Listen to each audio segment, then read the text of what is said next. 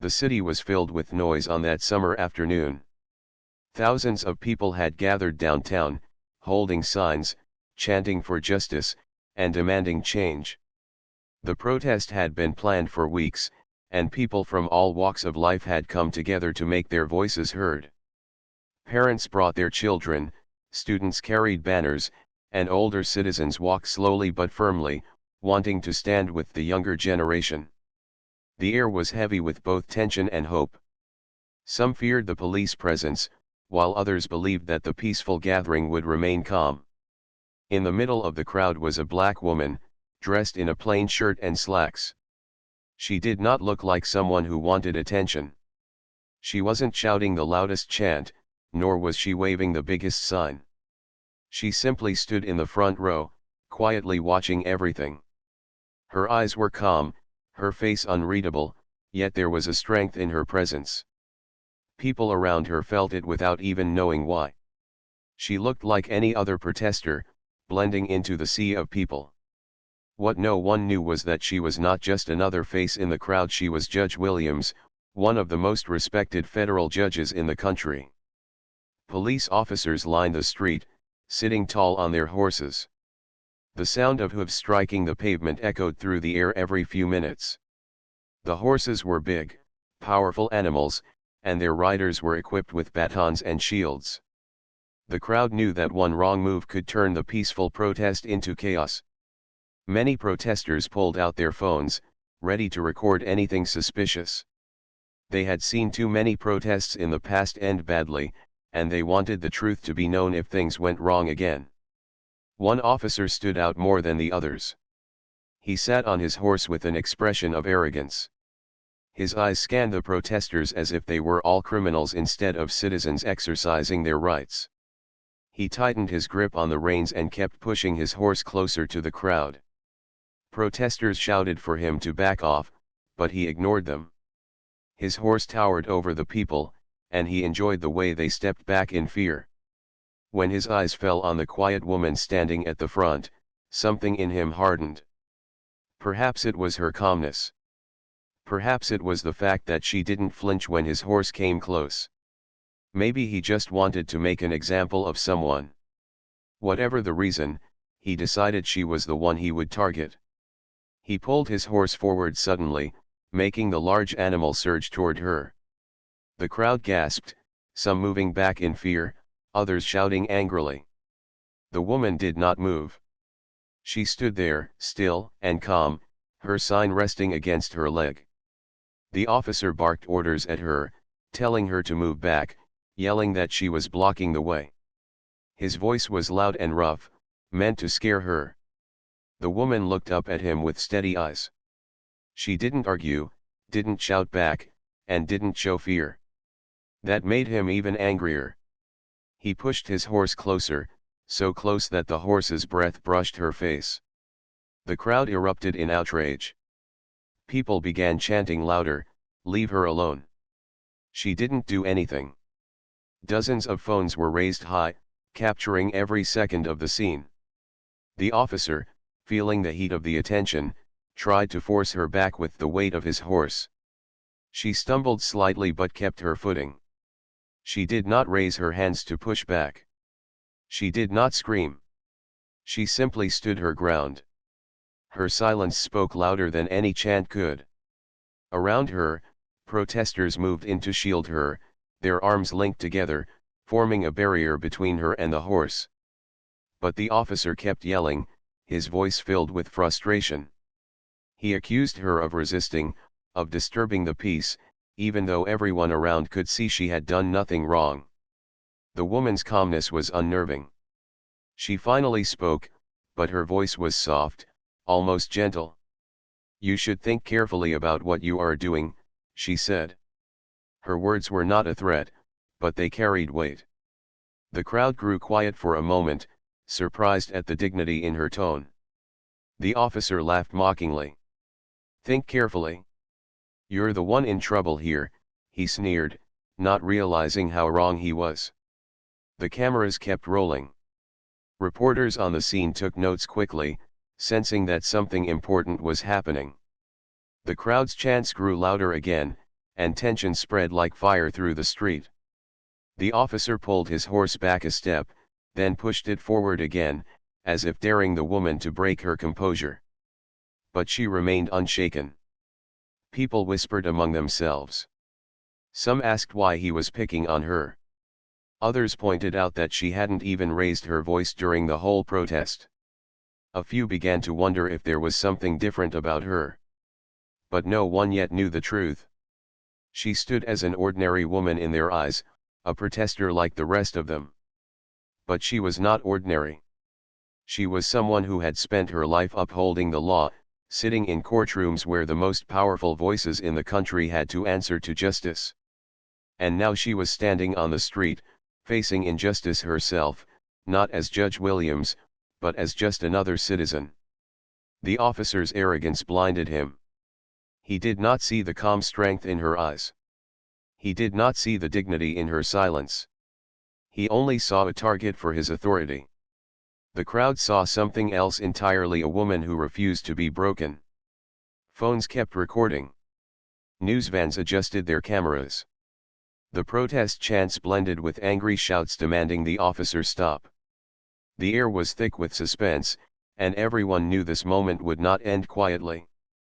The woman, however, remained still, waiting, watching, and holding her ground with a quiet power that no one could yet explain. The sun dipped lower in the sky, painting the protest in a golden glow, but the tension only grew heavier.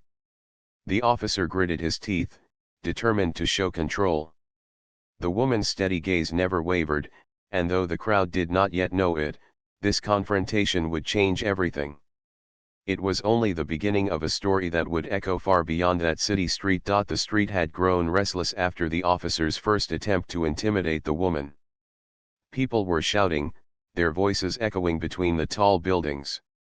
Some chanted slogans louder than before, while others directed their anger at the officer on horseback. The woman at the center of it all, however, remained still. Her calmness made her stand out even more. While the crowd's energy rose like waves crashing against rocks, she was the rock that would not move. The officer's face hardened.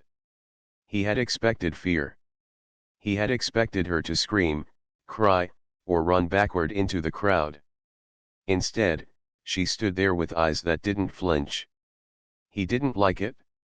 It felt like she was silently challenging him, even though she had barely spoken a word. To him, that silence was a form of defiance. He leaned down from his saddle, his voice rough and sharp. "I told you to move. Do you not understand orders?" His words carried the arrogance of authority. Some protesters shouted back, "She's not doing anything. Leave her alone." But he ignored them. His focus was on her. The horse shifted its weight, hooves striking the pavement with a loud crack. The woman's feet slid slightly, but she didn't step back. Her stillness was like an invisible wall between her and the officer. The crowd could feel it, and their phones stayed raised, recording everything. Dozens of live streams captured the moment, and already, people far beyond the protest were watching in real time. The officer decided to humiliate her further. He yelled louder, his tone mocking. "What's the matter? Lost your courage? You think standing there makes you strong? You're just another face in the crowd." His words stung the ears of those listening, but the woman didn't show anger. She simply looked at him, her expression unreadable.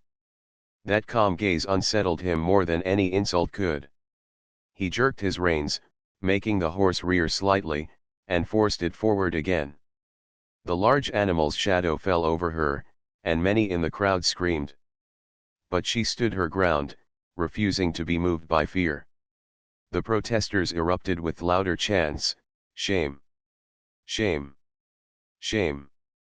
Their voices created a wall of sound against the officer's aggression. The officer's pride pushed him further. He shouted for backup, and two more mounted officers arrived, their horses circling the crowd. The people pushed back, trying to shield the woman, but the officers ordered them to step aside. The scene grew more chaotic by the second.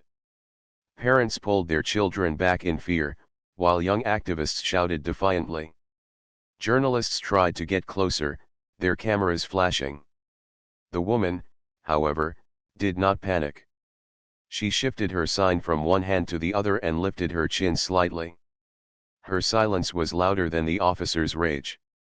Finally, she spoke again, her voice low but steady. "You are not above the law," she said. The words were simple, yet they carried a weight that hung in the air. The officer burst into laughter. "The law? Don't talk to me about the law. Out here, I decide what happens. Not you." His arrogance dripped with every word, but some of the younger officers nearby exchanged uncertain glances. Something about the way she spoke felt different. It wasn't just a protester shouting slogans, it was someone who carried authority deep within her. The protesters grew bolder, encouraged by the woman's courage.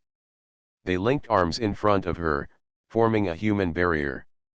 "If you touch her, you touch all of us," one man shouted. The officer grew frustrated, his face turning red. He tried to push his horse forward again, but the crowd tightened their line, refusing to let him break through. "Arrest her," he barked to the officers beside him. But hesitation spread among them. One officer frowned and muttered, "She hasn't done anything." The aggressive officer snapped back, "She's resisting." "That's enough." Yet even as he said it, his voice carried a flicker of doubt. Phones continued recording. Streams of comments poured in online, with viewers furious at what they were seeing. "She didn't move, she didn't fight back. Why is he targeting her?" strangers asked as the videos spread across social media.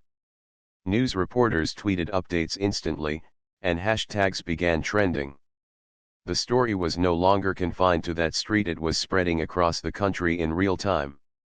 The woman's strength was in her silence, but it was also in her dignity. She never insulted the officer. She never raised her hands in anger. She simply stood, embodying a power that words couldn't describe. Some protesters whispered among themselves, wondering who she really was. There was something about her presence, something different. She wasn't just another face in the crowd.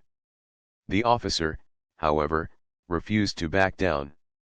His pride was at stake, and the idea of being defied in front of so many people made him reckless. He pointed at her with his gloved hand. "You'll regret standing in my way." His words were sharp, but the crowd booed him loudly, drowning out his threats. She met his glare calmly. "It's not me who will regret this," she said softly. Her tone was not angry, but firm, like a verdict being read in court. The officer didn't understand it, but her words chilled him. It was as if she already knew how this would end. The moment stretched longer, the tension unbearable. Protesters held their breath, waiting for what would happen next. Some were ready to intervene physically, others prepared to record every detail. The officer's arrogance clashed with the woman's quiet strength, and it felt like the whole city was watching this one confrontation. Finally, one of the younger officers on horseback leaned toward his colleague and whispered, "Maybe we should stop." His nervous eyes glanced at the woman, then at the cameras recording them. The aggressive officer ignored him, but the seed of doubt had been planted. More officers were beginning to sense that this wasn't just another protester. Something about her was different. Still, the arrogant officer pressed forward, barking orders, trying to intimidate, but his power was already slipping. The more he yelled, the stronger she seemed. The crowd saw it too. They began chanting her name, even though most didn't know who she really was yet. To them, she was becoming a symbol, an unshakable woman who stood firm in the face of injustice. The protest that had begun as a call for equality was now turning into something more. It was no longer just about the signs, the chants, or the slogans. It was about this moment, this clash between arrogance and dignity. Cameras continued to flash, the chants grew louder, and the woman's calm gaze remained steady. She had warned him once already, but he had not listened. He thought he was humiliating her, but in truth, he was only humiliating himself. The crowd knew it, the reporters knew it, and soon, the whole nation would know it too. This moment was no longer just about one officer or one protest, it was about justice itself standing face to face with arrogance. And the balance was beginning to shift. The noise of the protests swirled like a storm, but at the center of it, the woman stood as calm as ever. The officer on horseback glared at her, his pride refusing to let go. He thought the crowd's anger was just background noise, something he could silence with a louder command. Yet he did not realize that the world beyond that street was now watching. Every camera pointed at him, every phone streaming his actions, and every voice recording the moment was gathering evidence that he could not erase. The chants around them grew louder, echoing through the city blocks. People shouted for justice, their voices rising above the clatter of hooves and the harsh orders of the police line. Reporters shouted questions, trying to capture quotes from witnesses. The officer shouted again for her to move, but his voice cracked with frustration.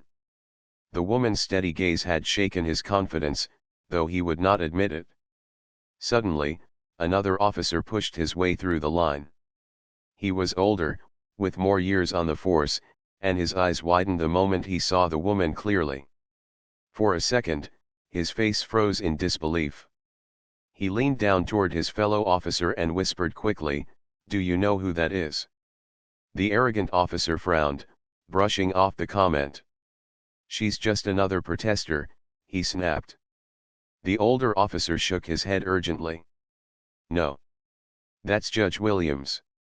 His voice was low, but sharp with alarm. The name spread like a spark through dry grass. Officers nearby stiffened, their expressions changing instantly. The younger ones looked shocked, whispering among themselves. Some glanced nervously at the cameras that were still rolling. They knew the weight of that name. Judge Williams was not just any judge, she was a respected federal judge known for her fairness, her powerful rulings, and her unshakable reputation. She was someone the law itself leaned on, someone who had stood in courtrooms where even powerful leaders had to answer to justice. The arrogant officer blinked, his grip on the reins tightening. He turned back to the woman, scanning her face again. For the first time, doubt flickered in his eyes. Could it be true? Could this woman he had been mocking, this woman he had tried to humiliate in front of everyone, really be Judge Williams? The crowd began to sense something was happening. People at the front started whispering the name to each other, and soon the whispers grew into shouts. "She's a judge. She's a judge." The news spread through the crowd like lightning, and chants shifted instantly.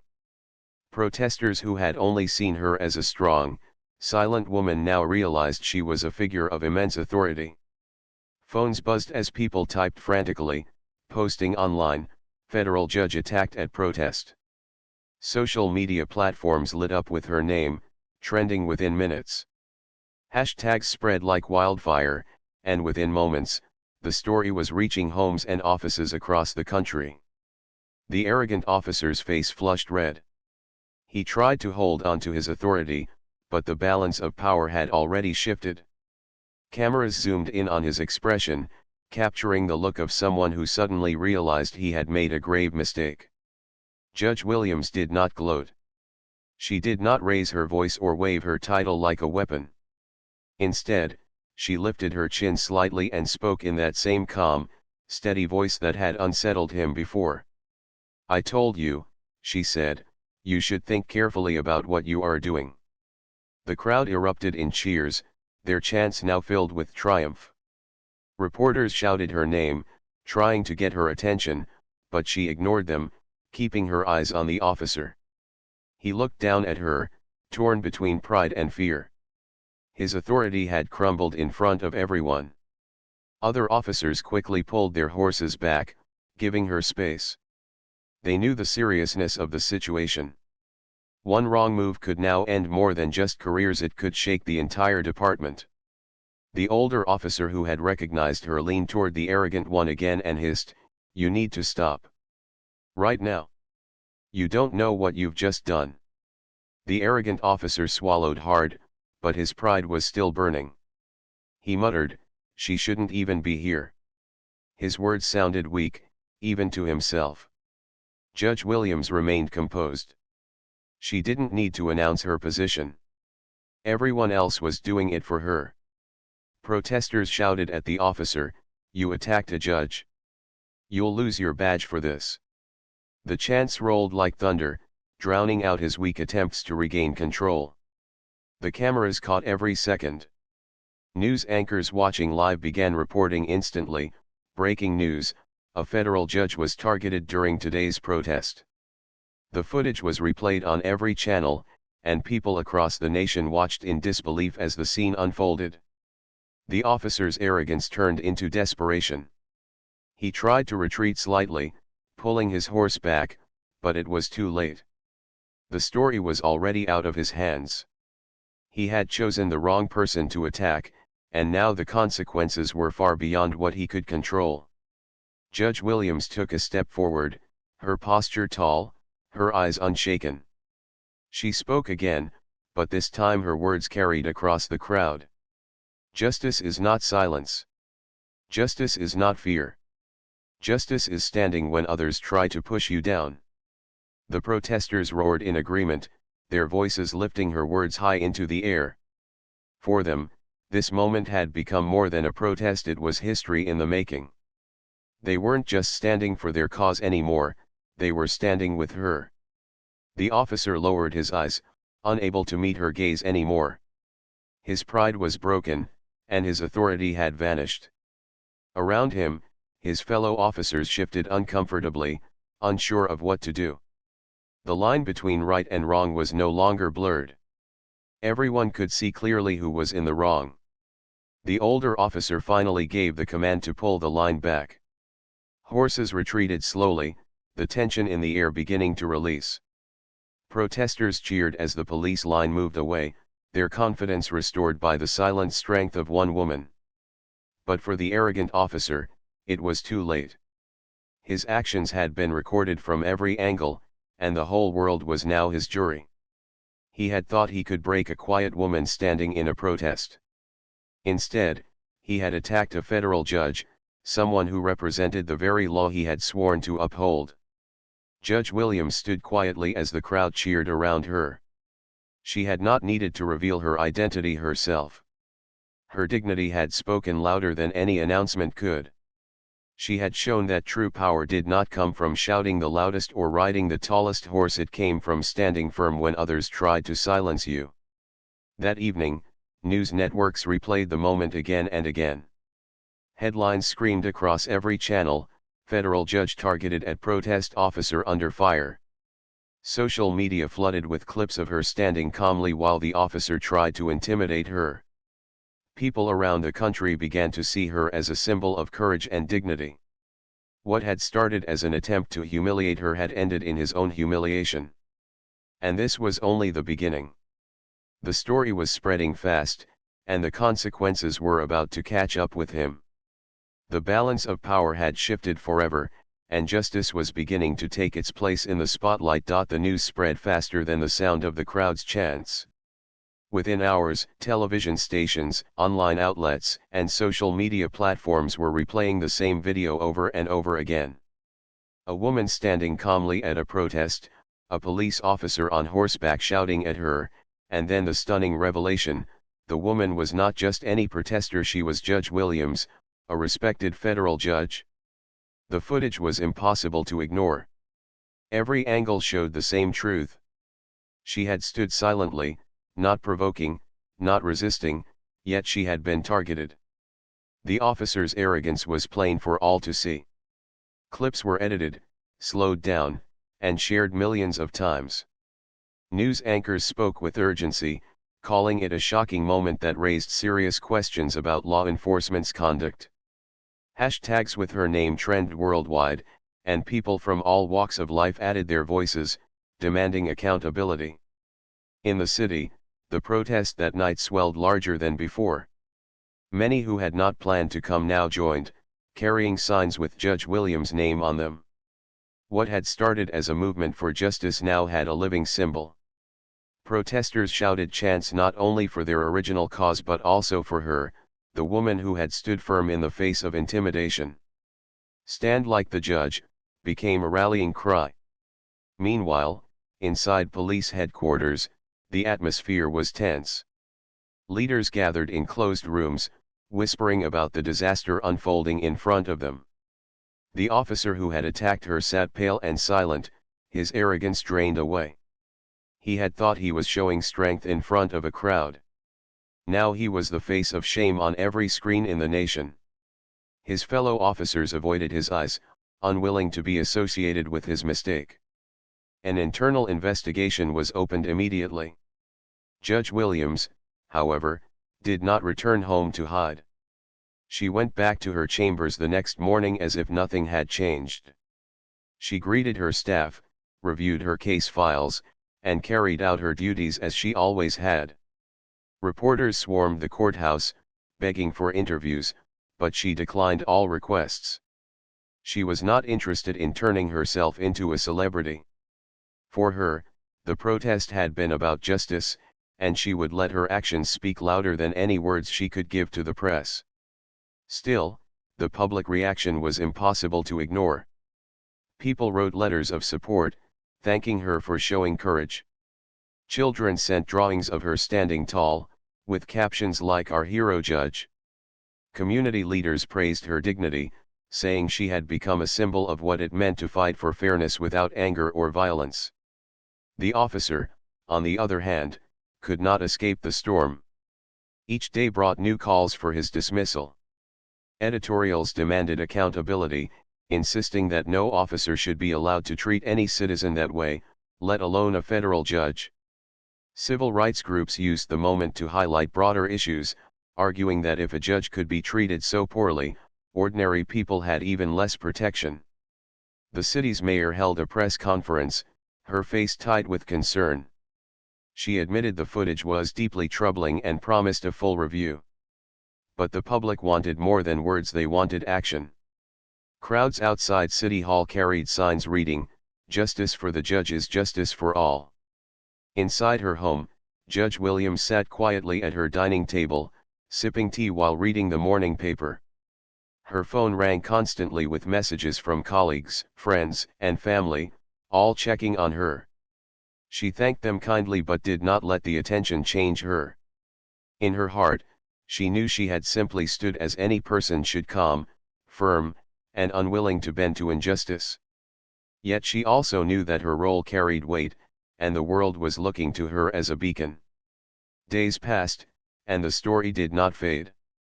The officer was suspended pending investigation, but for the public, that was not enough.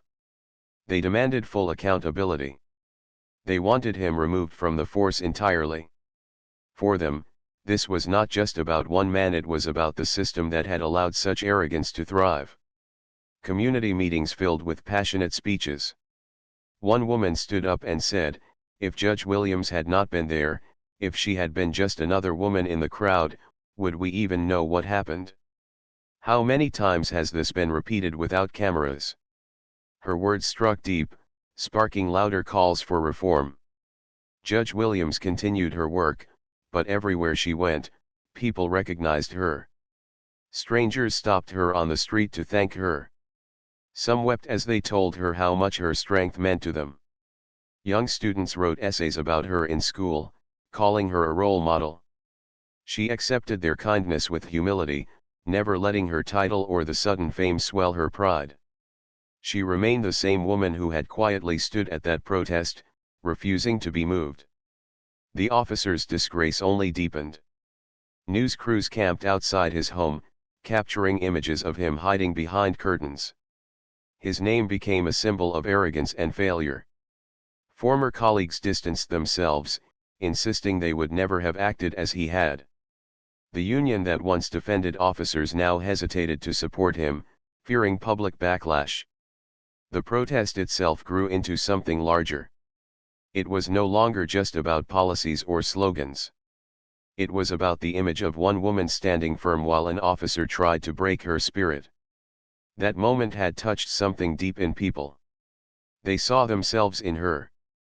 They saw their mothers, sisters, daughters, and friends in her strength. Even international leaders spoke about her. Articles appeared in newspapers abroad, praising her dignity and calmness. Some called her the silent judge, a symbol of fairness in a world too often marked by chaos and pride. Back in the courthouse, her colleagues gathered to honor her privately. One fellow judge said, "You didn't just stand for yourself. You stood for all of us, for the law itself." She smiled softly and replied, "I stood because it was the right thing to do. Nothing more, nothing less." The officer who had tried to humiliate her found himself humiliated instead. His arrogance had turned into shame, his authority into disgrace. And while he sat in silence, facing hearings that would decide his fate, the woman he had tried to silence carried on with her life, stronger than ever in the eyes of the people. The aftermath was clear, the world had seen the truth, and the truth could not be buried. Judge Williams had become more than just a federal judge. She had become a living reminder that dignity, calm, and justice would always stand taller than arrogance and fear. The story was far from over, but already it had changed the city, the people, and the conversation about justice forever. The courtroom was silent except for the sound of shuffling papers and the faint ticking of a clock. The disciplinary hearing for the officer had drawn wide attention. Reporters filled every available seat, their pens and cameras ready. Citizens stood outside in long lines, hoping for a glimpse of justice. The world had watched the moment when the officer on horseback confronted the calm woman at the protest, and now it was time to see what consequences would follow. The officer sat at the front, his posture stiff, his uniform replaced with a plain suit. Gone was the air of arrogance that had once clung to him. Now he looked nervous, pale, and worn down. His lawyers whispered frantically, but he barely responded. He knew his actions were captured on dozens of videos. There was no way to deny what the world had already seen. Judge Williams did not preside over the hearing. That would have been improper. Instead, she sat quietly in the gallery, her presence alone enough to draw every eye. She wore no robe, only a simple dress, yet her dignity filled the room. People glanced at her with admiration and respect, whispering softly about her courage. She did not speak. She simply listened, her expression calm, as she had been on that fateful day. The review board listened to testimonies from protesters, journalists, and officers. One by one, they described what they had seen. A protester recalled how the officer had singled her out. A reporter described the moment the crowd realized she was a judge. An officer admitted under oath that he had tried to warn his colleague but had been ignored. Each account painted the same picture: arrogance met dignity, and arrogance lost. The videos were played again on large screens. The room watched in silence as the officer shouted, his horse towering over the woman, and then her calm voice carried the words, "You should think carefully about what you are doing." Many in the gallery shivered at the memory. Those simple words now seemed heavier than any speech could have been. When the hearing concluded, the decision came swiftly. The officer was dismissed from duty and stripped of his position. Further legal actions were recommended, including charges of misconduct and abuse of authority. The announcement brought a wave of relief through the room. Outside, crowds cheered loudly, their voices echoing through the city streets. For many, it was not just about one officer losing his badge. It was about proving that accountability could exist, even when those in uniform misused their power. It was about showing that justice was not a word reserved for courtrooms, it was a principle that had to live on the streets as well. Judge Williams rose from her seat quietly and walked out of the hearing without fanfare. Reporters rushed forward, shouting questions, but she gave no answers. She moved with the same calm dignity she had shown that day at the protest. Her silence had become her strength. She did not need to explain herself. Her actions had already spoken louder than words. In the weeks that followed, the story continued to inspire. Communities across the country organized gatherings, not just to honor her but to demand reforms in policing and accountability. Schools invited her to speak to students, though she rarely accepted, preferring to remain focused on her work. Still, young people wrote essays about her, calling her a role model. Teachers displayed her picture in classrooms as an example of quiet strength. The movement she had unknowingly sparked began to grow. Citizens said, "If she could stand firm, so can we." They carried signs with her name, and her image appeared on murals across the city. The simple moment of her standing silently before a horse had become a symbol that could not be erased. Internationally, her story traveled far. Newspapers overseas published articles with headlines like "The Judge Who Stood Tall and Dignity Against Arrogance." World leaders praised her for embodying justice in its purest form. Letters of admiration poured in from across the globe. She received awards, though she accepted them quietly, never allowing the praise to cloud her humility. At home, she continued her duties on the bench.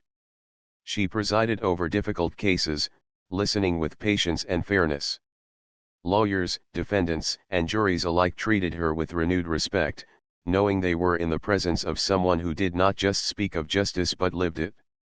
Her rulings were praised for their balance, and her courtroom became a place where people believed fairness truly prevailed. The officer, meanwhile, faded into obscurity. His name was remembered only as a cautionary tale, a reminder of what arrogance and abuse of power could lead to. He had once thought himself untouchable, but he had fallen in the most public way possible. His downfall served as a warning to others: no one was above accountability. The city itself began to change. Police reforms were introduced, focusing on training officers to respect citizens' rights and act with restraint. Community programs were launched to build trust between officers and neighborhoods. It was slow work, but people felt a shift. They knew the journey was long, but they had seen that change was possible. Years later, people still remembered that day. They told the story of a protest where voices cried out for justice, and one woman stood silently yet powerfully in the face of intimidation. They remembered the officer who tried to break her spirit and the judge who refused to bend. Parents told their children, "This is how you stand when the world tries to push you down." Judge Williams herself never claimed to be a hero. She continued to live simply, walking to work, greeting neighbors, and shopping at the same local markets. But to the people, she was more than a judge. She was a living reminder that true power lies not in force, but in dignity. Her legacy grew not because she sought it, but because her actions had touched something universal. She had proven that justice was not always delivered with a gavel or a courtroom speech. Sometimes, justice was standing still, refusing to be moved, and letting the truth shine through. And so the story ended not with a shout, but with a steady silence that echoed louder than any command. The woman who had once been seen as just another face in the crowd had revealed herself to be a symbol of fairness for all. She showed that even in the most tense moments, justice could stand tall, calm, and unshakable. Her name became a legend, her image a symbol, and her story a lesson that would be remembered for generations. Justice had spoken, not through force, but through the quiet strength of one woman who refused to be broken.